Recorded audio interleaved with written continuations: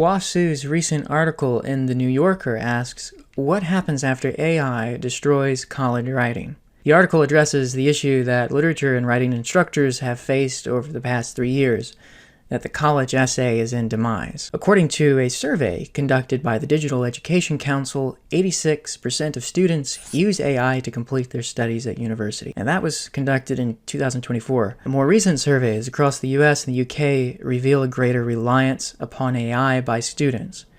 And instructors who teach writing don't need statistics to prove that. I've taught writing-intensive literature courses for the past 7 years, and I've noticed a marked difference between the papers I received in 2020 and those of 2024. But it's about more than just the demise of the college essay. It's the collapse of one of the most enduring competencies to be earned from higher education: the ability to think and to communicate humanely and eloquently within the parameters of one's language. In response to the rise of AI, some educators have doubled down on in-person writing assignments, while others have attempted to integrate AI ethically.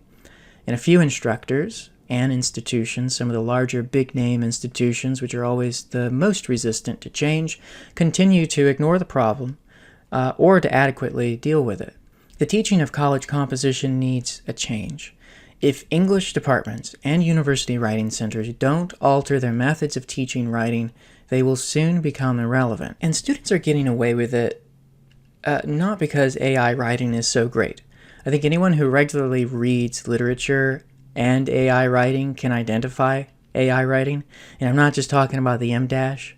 It's the soulless, unfounded guff, the profound platitudes, the repetitious parallelisms, and the rich tapestries of bunk that students try to pass off as their introductions, conclusions, and sometimes entire papers. Students are getting away with it because, on one hand, the university writing instructors are often the most overworked and underpaid members of the university, and they're too busy to chase down and interrogate every suspected user. And on the other hand, universities don't have sufficient measures to hold students accountable. What is needed now is really not punitive measures, but preventative ones. The universities themselves, not just the humanities, will lose their value if they don't. But college writing isn't quite dead yet. Its demise has revealed the insufficiencies that are in the assumptions inherent in our current model of teaching writing. And the moment now is an invitation to reevaluate the values and assumptions that have informed our teaching of college writing for the past 50 or 60 years. The real problem is not AI, it's actually something much deeper than that. For the past 60 years, higher education has modeled itself around efficiency and customer satisfaction. Universities now must recover the value of slow thinking, recursive writing, and the art of communication, delivery, and persuasion. And I believe that universities should scrap college composition and return to the teaching of rhetoric, the art of communication and persuasion. It was the case for centuries that universities taught the study of rhetoric, and that was how students learned to write. And in this video essay, I outline the reasons why rhetoric is the answer to the what now question, why it's different from composition courses, why it disappeared from college curricula in the first place, and then I want to conclude by offering 5 reasons why I think we should return to rhetoric. First, let's talk about how it differs from college writing courses. Composition versus rhetoric. Generally speaking, and the cases vary, but generally speaking, college composition just teaches students how to write papers for college. Rhetoric prepares students how to write for the civic and moral life of a nation. In composition, students' peers are their classmates, usually trying to satisfy a writing requirement. In a rhetoric course, their peers aren't just their classmates, but also a community of great writers and readers who came before them and from whom they learn. Cicero, Shakespeare, Frederick Douglass, Virginia Woolf. They're studying their examples of great writing and oratory. They're studying from the Bible, from the ancient Greeks, from the Roman senators, and all the way up to the great essayists and orators in the English language. Composition teaches students how to write a 5-paragraph essay, but rhetoric prepares students to write college papers and how to compose a eulogy for their grandfather, how to write a best man speech at a wedding, or a maid of honor speech. It teaches them to address their local school board, and to persuade a group of shareholders at a corporate job, and it teaches them to address citizens of a nation. Like composition, rhetoric will encourage students to write honestly, to avoid obfuscation and jargon, to leverage tone and balance, to gracefully arrange and order thoughts with syntactical balance, and to establish genuine rapport with the reader. Rhetoric is also going to teach how clarity and style are not merely intellectual constructs, but involve moral, emotional, and aesthetic experiences too. Rhetoric teaches how a good writer is not so much led by technical skill as by instinct, an instinct that's tutored by the repeated perusal of the greatest writers. Now, many schools have scrapped rhetoric. Even Harvard, last I checked, no longer offers rhetoric.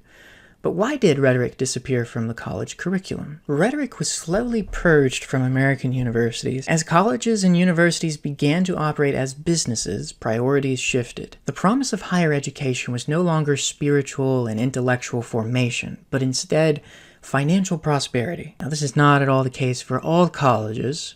There are many places that have not bent the knee to mammon, but for the most part, tuition was hiked and the humanities were demoted in favor of more lucrative degrees. Composition courses reduced their focus to teaching technical skills and correctness, and this reduction aligned with a broader educational trend towards standardized evaluation, which favored measurable outcomes like page lengths. But as somebody who has taught for one of the last rhetoric courses at Harvard, I have seen an enormous difference between student writing from composition courses and those from rhetoric. And here are 5 reasons why I think rhetoric is the answer to the question of what to do now. The first reason is that in studying rhetoric, students learn directly from the great writers. Rhetoric is a tradition that goes all the way back to its classical roots. And while university composition courses tend to provide examples from A papers or academic writing, a modern course on rhetoric would include selections from Aristotle, Cicero, Shakespeare, Joseph Addison, Alexander Pope, Samuel Johnson, Edmund Burke, Abraham Lincoln, Frederick Douglass, Susan Sontag, Martin Luther King Jr., and Joan Didion, among others. In a rhetoric course, students would be engaging with and learning from the great writers. And why shouldn't they? This always seemed like a missed opportunity. The second reason is that teaching rhetoric is the same thing as teaching students how to think. It summons the faculties of the whole mind. Now, some people tend to think that the human brain is always thinking in the same way that a refrigerator is always running. But it's not. It's often taking in and responding to stimuli from the senses, but it is not always thinking. Thinking is a special, creative, and critical act.